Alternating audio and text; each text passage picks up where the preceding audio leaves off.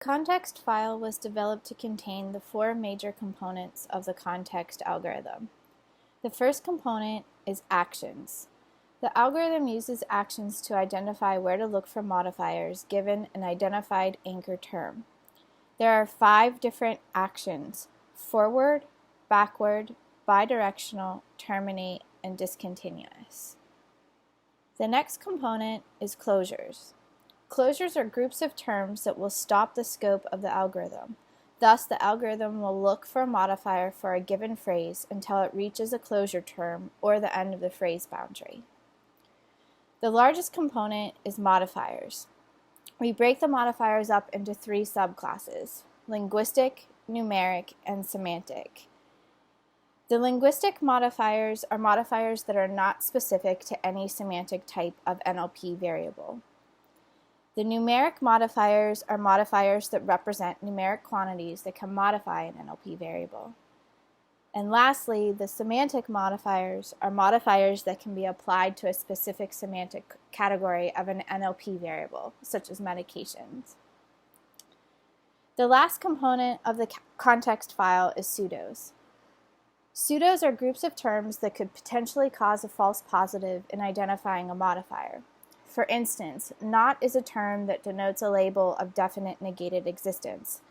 However, you can often find the phrase not applicable in the notes, and you wouldn't want the nots belonging to not applicable to be assigned a label of definite negated existence. Therefore, you would create a class called pseudonegation and add the term not applicable to this class. This will allow the algorithm to make sure that the lexical cues in the pseudo classes are not assigned a label. The modifier file is an extension of the context file.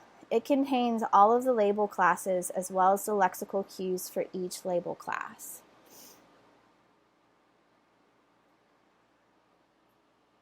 For each of the label classes, any closures or pseudos related to the class are defined using axioms on the label class.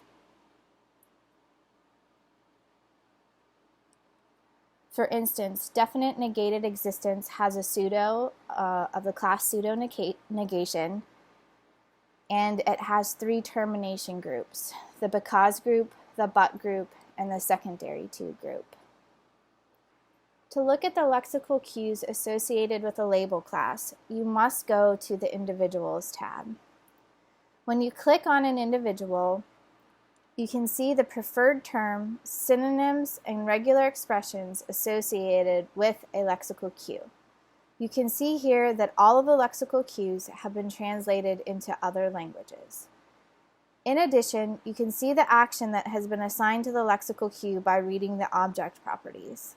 Again, there are actions for each of the languages. The modifier file contains all of our default labels and lexical cues. The classes and individuals in this file are copied over to each domain ontology where the user can edit, delete, or add to the existing values to ensure proper coverage for their domain.